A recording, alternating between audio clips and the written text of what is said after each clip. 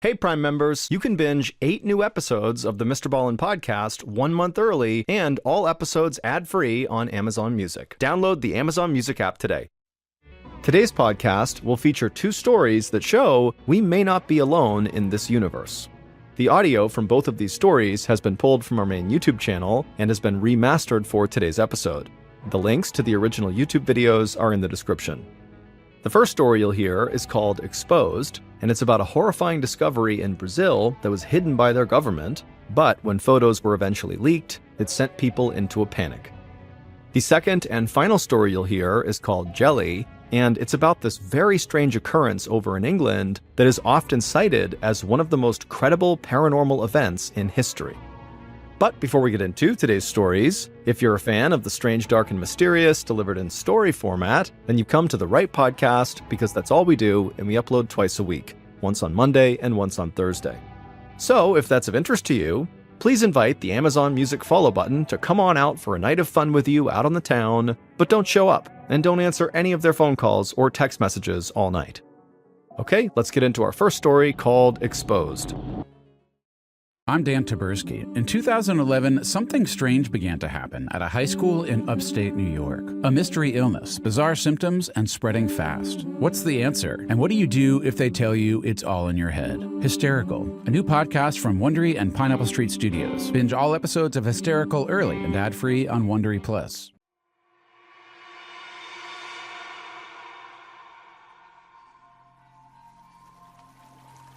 On the afternoon of September 29, 1988, a 10-year-old boy named Francisco was walking along the perimeter of a man-made lake in southern Brazil while poking the ground with his stick.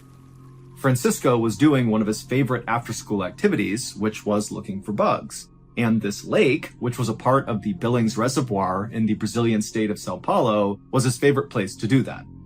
And the reservoir was gigantic, but it was not shaped like a typical circular lake. Instead, it was more like a big river that kind of wound around and had all these skinny branches kind of jutting off the sides of it. And on this particular day, Francisco was walking along one of those skinny offshoots of this lake, where at certain points, if Francisco wanted to, he could literally swim to the other side of the lake in a matter of minutes. Now, Francisco knew he was not really supposed to be anywhere near this reservoir, because in recent years, gangs from the nearby cities would bring their murder victims out to this reservoir and bury them here. And so locals knew it was not a safe place and to stay clear. But Francisco, he didn't listen to any of that because he loved walking around this lake and looking for bugs. And so he thought, you know what? No one's harmed me yet, so what's the big deal? And so, as Francisco casually walked along, poking at the mud, looking for his bugs, he finally saw one. It was a huge water scorpion, almost 2 inches long, and so immediately Francisco, without taking his eyes off the bug, drops his backpack, grabs a clear container that he kept in the side pocket, he opened it up, he bent down, and he scooped up this water scorpion and capped it, and then he brought the container up and looked inside to kind of admire his new pet. And as he was staring at this container, he noticed something odd on the other side of the lake. He basically saw it through the plastic container. And so he lowered the container to get a better look at this strange thing on the other side of the water. And what he saw was this big group of vultures, all kind of standing in a circle right on the water's edge. And immediately, Francisco was way more interested in these vultures than in his bug, because vultures meant there had to be a dead thing nearby, because vultures are scavengers. And so whatever they were circled around was probably a dead animal. But Francisco, he looked around and realized there was no way to get to the other side of the water to see whatever this dead thing was unless he swam. And he knew if he went back home with soaking wet clothes, his mom would know he had snuck to the reservoir and he'd be in lots of trouble. And so, feeling really frustrated, Francisco just picked up a rock and chucked it to the other side, trying to splash the water near the vultures to get them to fly away so he could see the dead thing. But the first rock he threw did not really have an effect. The vultures just kind of turned around and looked at him and then went back to whatever was on the ground. And so Francisco gathered a big pile of like 25 rocks and began throwing them one after the other at these vultures. And finally, Francisco had caused enough chaos on the other side of the water that the vultures got upset and they took to the air and they flew away. And finally, Francisco got a clear view of the dead thing that was in the middle of the circle of vultures.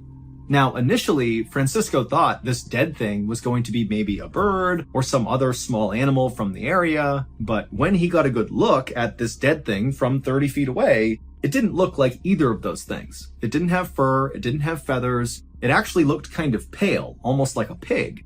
But Francisco's thinking to himself, why would a pig be all the way out here? And then it slowly dawned on Francisco that what he was looking at was actually a dead person. Suddenly terrified, Francisco scooped up his things, turned around, and ran to the nearest village where he began screaming for help. Within a few hours, the area along the water where the vultures had been and where this body was swarming with police and also with curious villagers. Normally, when a body was discovered in or near this reservoir, which unfortunately happened quite a bit because of all the recent gang violence, police would often break ranks from the investigation and walk over to the local onlookers and kind of fill them in and tell them, who this person was and what they think happened. But this time it was totally different. The police were totally secretive and it was really obvious. The police immediately roped off the entire area with crime scene tape, and then the police officers stood in a circle, shoulder to shoulder, blocking the view of the villagers so they couldn't see the body. And then when villagers actually walked up to police and said, hey, can you tell us what's going on? The police would say they couldn't talk about it, and then they would tell the villagers to back up and stay away. Locals would stick around for a while, being treated this way the entire time by police, and then finally when the sun started to go down and it was clear the police were very committed to hiding what was going on, whoever was still there finally just left, figuring when they got home, they could just turn on the news and see what had happened with this dead person. But when they got home and turned on their TV, there was not one news story about this body. And at a minimum, this story should have dominated local news, but it somehow was not being talked about. And then even stranger was the next morning when locals got up, they headed back to the reservoir to see what the police were up to, and when they got there, they found the police were gone, the body was gone, and there was absolutely no trace that anyone or anything had ever been there. It was like it had been totally sanitized. For days, locals in this area continued to check the TV news, they checked the radio, the newspapers for some story, some bit of information about this dead body that was found. But again, there was just absolutely nothing, and it just made no sense. Why wasn't anyone talking about this? And so eventually, in the absence of any official information about what happened, a rumor began to circulate among locals that the body belonged to a local fisherman who had gone missing 3 days before Francisco discovered him. And this fisherman, apparently he was an alcoholic, and he had gone to the reservoir and he had begun drinking, and apparently he drank so much that it killed him. Now, many people wondered, if this drunk fisherman story was the real story, then why were the police so secretive about the body, and why weren't they willing to give up any information to the crowd about what had happened to this guy? I mean, a drunk fisherman is not a super sensitive thing. It just seemed like that doesn't line up with the police's behavior. But questions like these remained unanswered, and after several weeks of still no new information, no news coverage anywhere, even the most skeptical of villagers who really thought there's something weird going on here, they just kind of forgot about it and moved on. Until 6 years later, in 1994, when someone, we don't know who, from the Brazilian government decided they just couldn't keep the secret any longer. And so they gathered up some photos and an autopsy report they were not supposed to have, and they smuggled those things to the media. And once the media published these things, it became immediately clear that the dead man who was found in the reservoir in 1988 was not a drunk fisherman who drank himself to death, nor was he the victim of gang violence. Instead, it appeared that this person's death could potentially be paranormal. But before we dive into the significance of those leaked photos and the leaked autopsy report, you need to understand a weird aspect of Brazil's history. Brazil has an absolutely astounding number of sightings of unidentified flying objects, or UFOs for short. And these are not your typical UFO stories where some person claims they saw aliens or they were abducted by aliens, but they have no witnesses, they have no proof, they have nothing but their own story. No, in Brazil, the bulk of their UFO sightings are reported by their military, because Brazil actually has a government program to monitor UFO sightings because it happens so much in their country. In fact, the Brazilian government was directly involved in one of the most famous UFO sightings of all time. It was called the Night of the UFOs. This famous sighting, or sightings, because it actually happened in 4 different Brazilian states simultaneously, happened on May 19th, 1986, which was 2 years before Francisco spotted the dead body in the reservoir.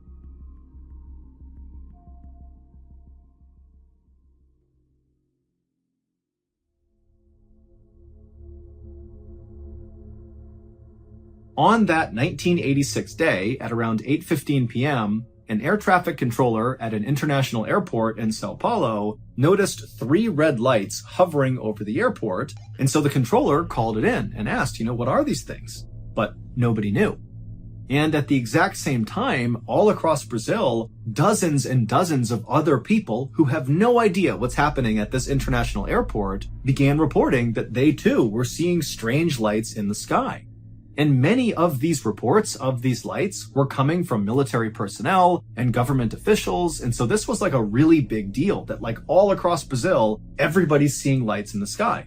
And so the government, in response to this, scrambled their fighter jets and sent the jets up to try to intercept one of these sets of lights, just to see who or what they were and potentially shoot them down if they had to. But when these jets got anywhere close to these unidentified flying objects, these lights in the sky, these UFOs would move away instantly.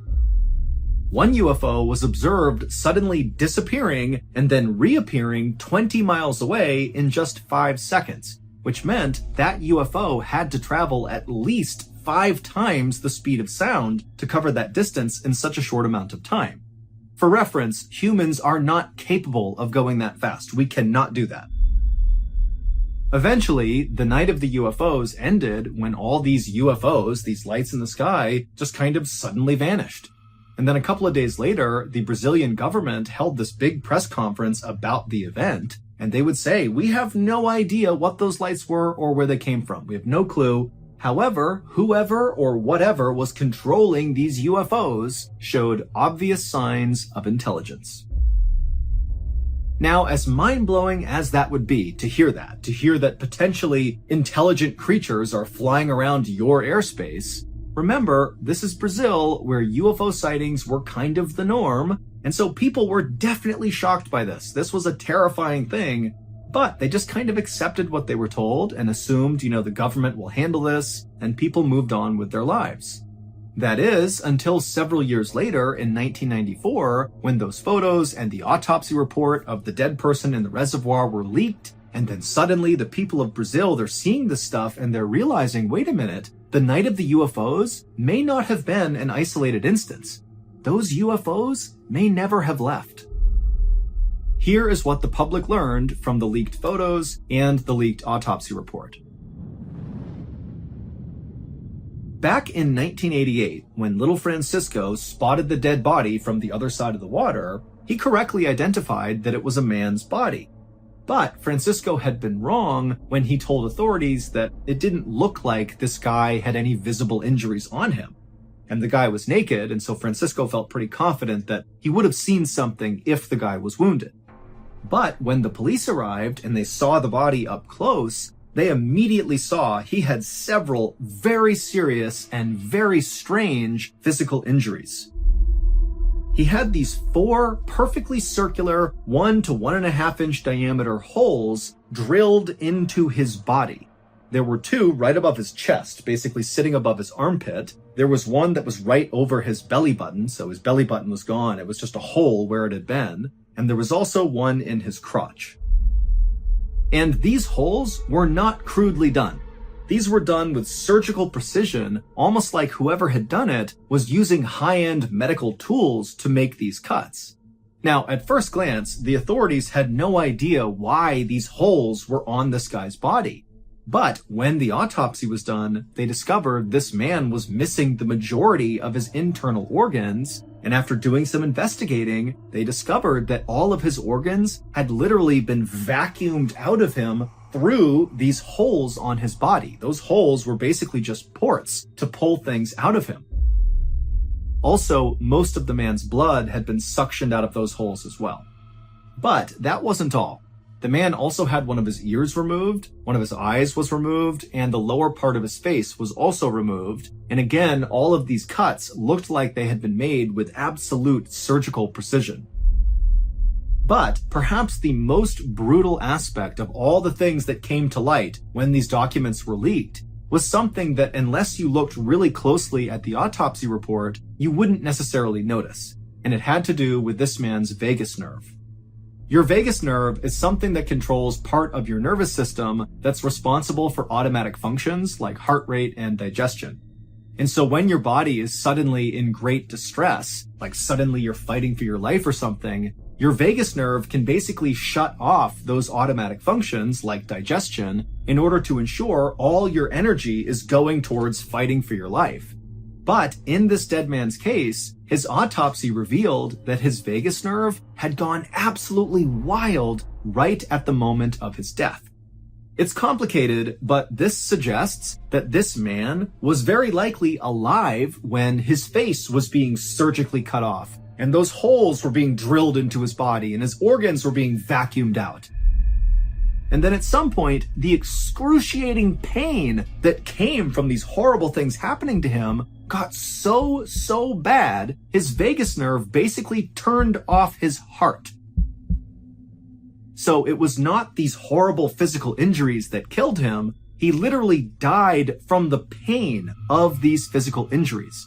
In short, his body basically killed itself to avoid feeling the pain it was feeling. So, I'm sure you're wondering, how does the dead man in the reservoir and these leaked photos and the autopsy report, how does all of that connect with the night of the UFOs, which happened 2 years before the man in the reservoir was even found? Well, following the night of the UFOs in 1986, farmers in Brazil who lived in the areas where these famous sightings took place began reporting that their cattle were dying kind of inexplicably. And this began happening with enough frequency in all of these areas where the UFO sightings had taken place that a theory began to develop in Brazil that maybe the UFOs that were here during the night of the UFOs have something to do with all these cows turning up dead. And as that theory began to take hold all across Brazil that, UFOs are killing our cattle, another theory began to come out of that one, which was, well, if the UFOs are coming in here and killing cattle, what's stopping them from killing people? And then in 1988, so 2 years after the night of the UFOs, and right in the middle of all these farmers all across Brazil saying their cows were dying for no reason, the dead man in the reservoir was discovered. And as soon as the government saw the physical condition this guy was in, with the weird holes drilled in his body and his organs missing and his face pulled off, that, plus the fact that he was located in this reservoir, which by the way was in a night of the UFO sighting area, the government decided they would have to hide the story. A critical detail that I have left out intentionally until right now is that the cattle who were turning up dead, they were turning up dead with circular holes drilled into their bodies, with organs missing and parts of their faces removed. Meaning, clearly, whatever was happening to these cattle inside of these sighting areas had happened to this man in the reservoir. And if that got out to the public, then it would confirm for many people in Brazil that, yep, the UFOs, they're the ones going after the cattle, and now they're going after us too. And so this was why the police were so secretive about the body and not letting anybody see it or learn anything about it. And it was also why no news was run anywhere in Brazil about this story. It's because the government was really trying to make sure it did not get out. And the government was able to keep it quiet until 1994 when those photos and the autopsy report were leaked. But like all things having to do with UFOs or aliens or paranormal stuff, It's like, despite the evidence, those things very quickly are pushed into the kind of conspiracy theory bucket, and they stay there. People do not want to touch that category. So, even though Brazil remains an absolute hotbed for UFO sightings, Wikipedia even has a page dedicated just to tracking Brazilian UFO sightings. Despite all that, no one really cares. But if you care, there is an unbelievable amount of information online about what's going on in Brazil, and if nothing else, it is just a fascinating rabbit hole to fall into.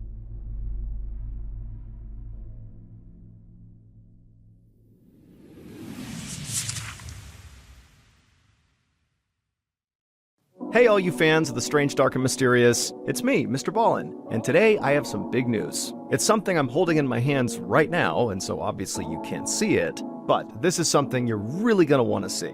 It's the first ever official MrBallen publication. It's a graphic novel, and it's called MrBallen Presents Strange, Dark, and Mysterious, The Graphic Stories.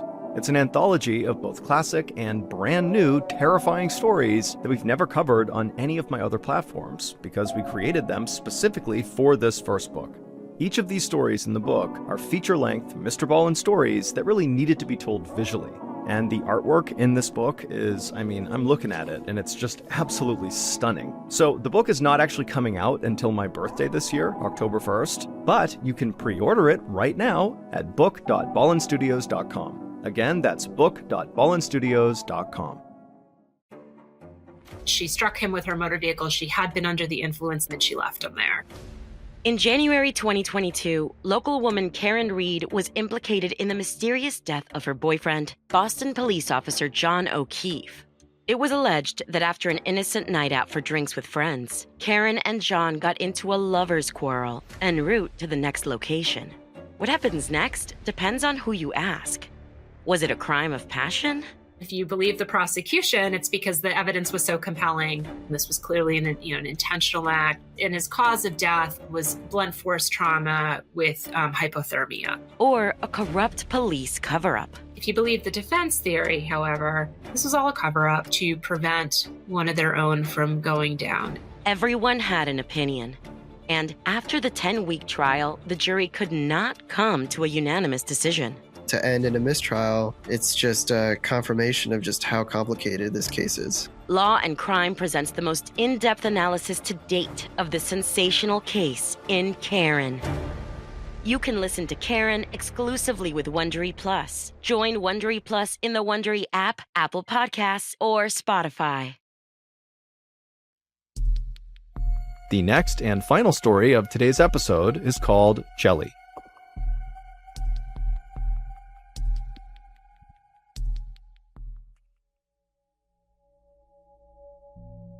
On the afternoon of June 6, 1980, a 56-year-old man named Zygmunt Adamski, who just went by Ziggy, was having a late lunch with his wife and his cousin inside of Ziggy's little brick house in the English village of Tingley. That day had been a particularly stressful day for Ziggy and his family because the following day was Ziggy's goddaughter's wedding, and Ziggy was very close with his goddaughter. Ziggy and his wife couldn't have kids because of medical issues, and so his goddaughter had basically become, at least in Ziggy's mind, like his own daughter. And so in fact, at her wedding, Ziggy was going to be walking her down the aisle. And while Ziggy was really excited about this, he was also very stressed out that he was going to screw it up. And so he had gone over and over, what responsibilities he had as part of the wedding party. And he had this little speech he had to give that he had rehearsed 50 times. He had it written out. He was ready, but he was very much in his own head about something potentially going wrong that he would be responsible for. And on top of that stress, Ziggy had gotten into a fight that day with his cousin because he felt like the cousin was being kind of disrespectful in some way to his goddaughter. And so Ziggy had stepped up and defended his goddaughter to his cousin. And so there was this undercurrent of tension at the lunch table, not to mention this overarching stress that Ziggy was under about this wedding. And so as Ziggy and his cousin and his wife have this kind of tense meal, Ziggy suddenly realizes that he forgot to get potatoes when he went to the store earlier to buy ingredients for this meal. And for some reason, Ziggy decides, you know what? I'm going to just put my stuff down now. go to the store and get those potatoes, even though at this point it was too late to make the potatoes for the meal. And so maybe Ziggy just wanted to go out and do anything to get away from his cousin for a minute and away from all this wedding planning they were doing and just kind of go out and clear his head. And so Ziggy put his napkin down on the table. He stood up. He told his cousin and wife that he was going out to get potatoes. They were like, okay. And the cousin actually said, do you want me to come with you? Is there anything else you need to get while you're out? And Ziggy said, nope, I'm good. He grabbed some cash out of his wallet and he headed out the door. The village of Tingley, where Ziggy and his wife lived, was a very safe place. He and his wife had actually moved there after fleeing from Poland during World War II, where both Ziggy and his wife, whose name was Lottie, had been held prisoner at some point. And so after all this trauma of being held prisoner and having to flee their home country, they had looked for the safest, best place to kind of resettle and stay for good, and Tingley was it, and they loved it. Ziggy had gotten a job in Tingley as a coal miner, and he had been doing that for 27 years. As for Lottie, she didn't work because she had a disease called multiple sclerosis, which meant she was confined to a wheelchair. But Ziggy and Lottie had quickly made lots of friends in town who were very supportive, and so it wasn't long before Ziggy and Lottie had a very happy and stable life in this town. The little shop where Ziggy was going to was only about 3 blocks away from his house, which meant walking to the store, getting potatoes, and coming back would only take a few minutes. And so Lottie and the cousin back home, they expected to see Ziggy really come back within 10-15 minutes. But when he didn't, and after about 30 minutes went by, Lottie actually got really concerned because Ziggy was just not the type of person to do stuff unannounced. He was incredibly methodical, he was very punctual and reliable, and so being late from this little trip to the store was just so uncharacteristic that Lottie told the cousin, hey, you go to the store and see if Ziggy is there. See what's going on here. Ziggy had worked in the coal mine for nearly 30 years, and he had some serious lung issues from breathing in all of the coal. And so Lottie was thinking, maybe he collapsed or something along the way from these breathing issues. But when the cousin got to the shop owner told the cousin that they had seen Ziggy. He had come in about 25 minutes earlier. He had bought a bag of potatoes, seemed totally normal. Everything was fine. And he had left, walking back in the direction of his home. And so the cousin thanked the shopkeeper and then left and began jogging back towards Ziggy's house, thinking, maybe he had just not seen him on the way, that maybe Ziggy was sitting down somewhere on this 3-block path. But the cousin got all the way home and didn't see any sign of Ziggy. And so after going back inside of the house, the cousin and Lottie talked about what they should do, and they actually went back out into the neighborhood asking around, asking neighbors and other people if they had seen Ziggy. But after a couple of hours of canvassing the neighborhood and not finding Ziggy or finding any indication of what happened to him, Lottie ended up calling the police. But the police were not inclined to launch a huge investigation for a grown man who's only been missing for a couple of hours in his neighborhood with no sign of foul play or any other sign that anything really bad had happened. And after the police began asking questions of Lottie and the neighbors about what Ziggy's life was like, they learned that recently Ziggy had been declined for an early retirement from the coal mine. Because of those breathing issues he was having, he had requested to retire now, but they said no. And so Ziggy was really upset about that. He was really stressed about this wedding of his goddaughter the next day. He had been fighting with his cousin. Also, Ziggy was basically taking care of his wife, who's in this wheelchair all the time. And so because of all these stressors in Ziggy's life, the police started to wonder if maybe it was possible that Ziggy had not been going to get potatoes, but in fact was just kind of abandoning his family. And so ultimately, on the day that Ziggy went missing, the police told Lottie and Ziggy's cousin that they should just sit tight, see if he comes back tonight, and if he doesn't, go to the wedding tomorrow because Ziggy is so close with the goddaughter. If he's having some sort of issue right now, he's very likely to come back for something as significant as this wedding. And so Lottie and Ziggy's cousin stayed at the house all night. Ziggy did not come back. They didn't hear from him. And the next day they went to the wedding, but Ziggy didn't show up for that either, even though he's supposed to walk his goddaughter down the aisle. And so after coming back from this wedding, Lottie called the police, she called local hospitals, she talked to all of her neighbors. I mean, she really put out like an all-points bulletin to everybody in the area that something terrible has happened to Ziggy and we need to find him. But despite police beginning to lean into this and her neighbors really going out in force to try to find Ziggy, no one could find him. He had just vanished. On the morning of June 11th, so 5 days after Ziggy went to get potatoes and then vanished, a man named Trevor Parker got to work at his father's coal yard in the English town of Todmorden. The coal yard was basically just this big open lot that had a chain-link fence around it that butted up against some railroad tracks.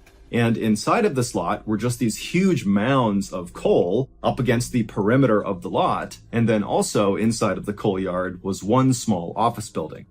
And so on this morning, when Trevor pulled through the gates of this coal yard, first of all, he could see the entire yard the second he went in. And as he looked out, all he noticed was the fact that everything was wet from an early morning storm. And so after just kind of surveying around the lot to make sure none of the coal got blown around from the storm, he made his way to the small office building to do some paperwork. Trevor would work inside of that office building for a while, and then around lunchtime, Trevor decided to just go and get some lunch and kind of have a nice long lunch break. And so he left, he went to the pub, he was there for a couple of hours, and then around 3:45 p.m., he came back to the coal yard, and when he went through the gates, everything looked the same, except there was this dark thing on top of one of the coal piles in the back of the yard. Now, Trevor didn't know if he had seen it when he had first arrived that morning or if it was new, but whatever it was on this pile, it immediately caught Trevor's attention.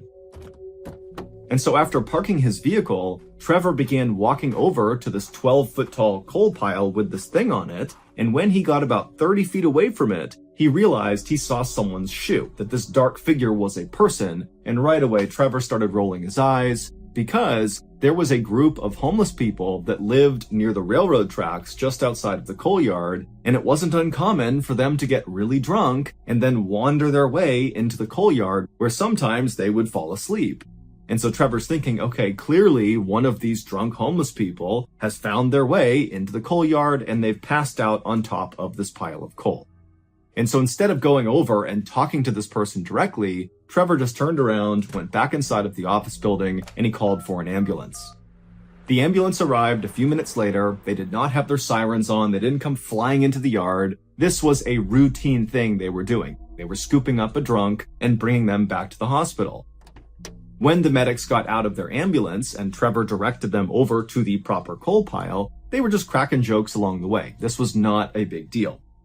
When the two medics got to the bottom of the coal pile, one of them began climbing up the coal to go see this drunk person and get them down. And so Trevor, as this is happening, he walked a little bit closer, and when he did, he realized that the person who had fallen asleep on the coal, they had really nice pants on, like tailored pants. They were certainly not what Trevor expected this person to be wearing. But before Trevor could even really react to the clothes this person had on, the medic who had climbed up had finally reached this person. They reached down and began trying to move the person around. And suddenly, when they had manipulated this person's body enough, the medic's facial expression completely changed. They went from somewhat routine to totally horrified, and they backed off of this person on the coals. They turned around and ran down the coal, practically falling over themselves. And when they got down there, Trevor heard the medic say to his partner, call the police right now. And Trevor said, what's going on? What did you see? And the medic who had reacted that way just shook his head and walked away to kind of compose himself. And so Trevor at this point was starting to get spooked himself. Clearly, whatever the medic had just seen had really shaken him up. And so Trevor just kind of stood there while the other medic ran in and called police.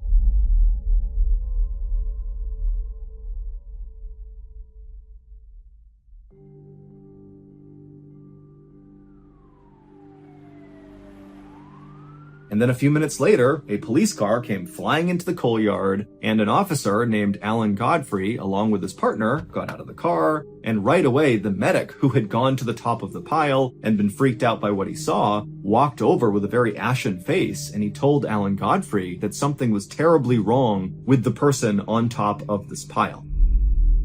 And so Alan, not really sure what to expect, walked over with his partner to this coal pile, and with the medics and Trevor standing back, Alan, on his own, climbed up the coal and he looked down at this person.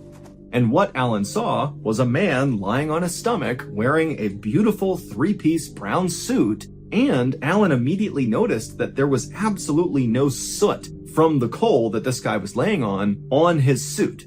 Even though Alan, just to get up here, had basically covered himself in black soot. And so he was wondering, how did this guy get up here and not get covered in soot? It didn't make any sense. Also, Alan noticed that this guy's hair looked totally bizarre. It looked like someone had given him like a really bad haircut with dull scissors. Like they just grabbed tufts of his hair and kind of chopped randomly. I mean, his hair was kind of all over the place. There were bald spots. And then as Alan looked from this guy's hair down, he noticed almost hidden in his hairline was this fairly deep wound in the back of his neck that was still bleeding, but there was this weird green jelly-like substance very obviously placed over this wound. And Alan had no idea what this substance was. But as weird as all that was, that didn't explain why the first medic had basically completely panicked and run away.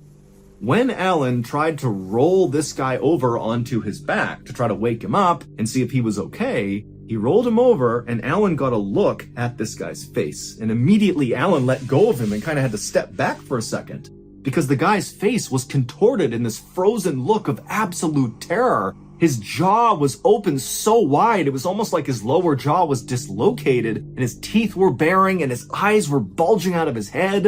And so Alan quickly realized that obviously this was not just some drunk homeless person who passed out here. This was a dead person, and whatever happened to them must have been unbelievably terrifying to leave someone looking like that in their death pose. It would turn out this deceased man in the coal yard was Ziggy Adamski.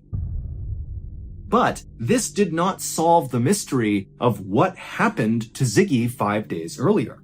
In fact, his discovery really only created more questions. This town where this coal yard was, Todmorden, was located 25 miles away from where Ziggy lived. And as far as anyone knew, Ziggy didn't know anybody in Todmorden. So there was no reason for him to be there. And number two, when he had left to go get potatoes, he had been on foot.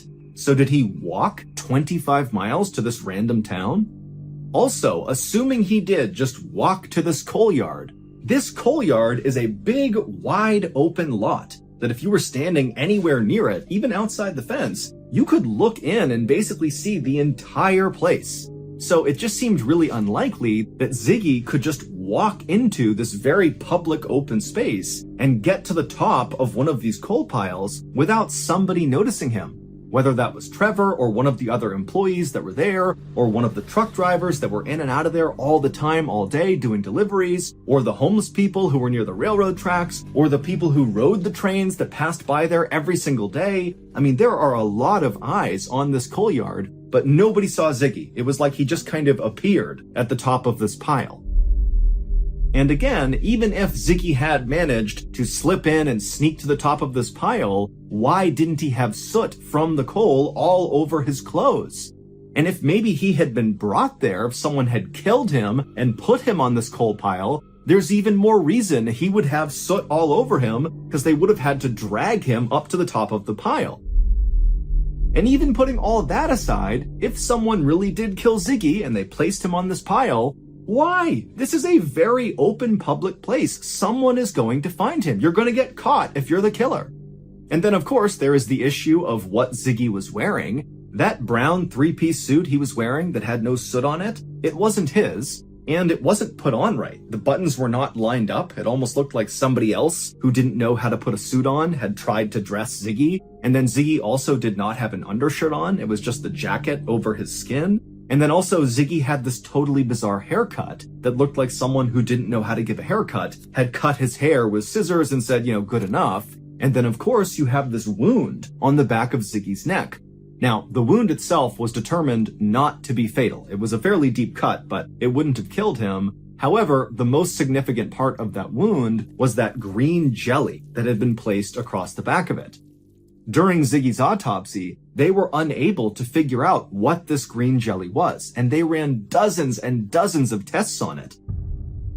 And also, during the autopsy, the coroner would determine that Ziggy had actually died the same day he had been found. So he was doing something for 5 days between going missing and being on this coal pile, but nobody knows what it was. And as for his cause of death, the coroner was not entirely sure, but it did seem like he died of a heart attack. The coroner would search all of Ziggy's body for signs of some sort of fight he might have gotten into, some sort of defensive wound on his body, but there was nothing. However, the coroner did find there were very small burns on the back of his neck that were caused by acid, but it was unclear how those got there.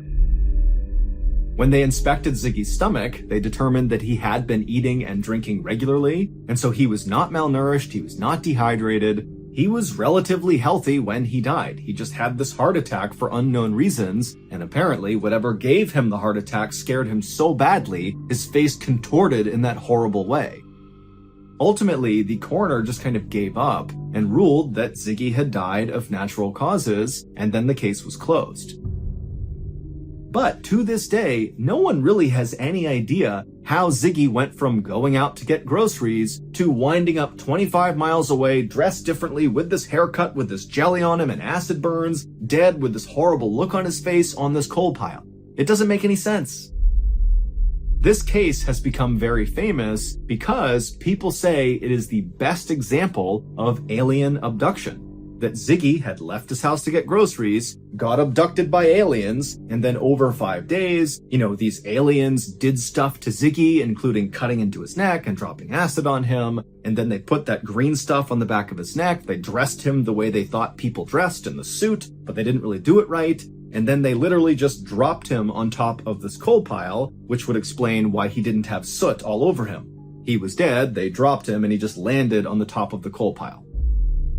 And even if you think that's totally far-fetched, keep in mind, still today, we do not know what that green jelly compound was on the back of his neck. It's literally never been identified, and people have been trying to figure it out for 40 plus years. Also, it's worth noting that one of the responding police officers, Alan Godfrey, claimed to have seen a UFO within weeks of finding Ziggy Adamski.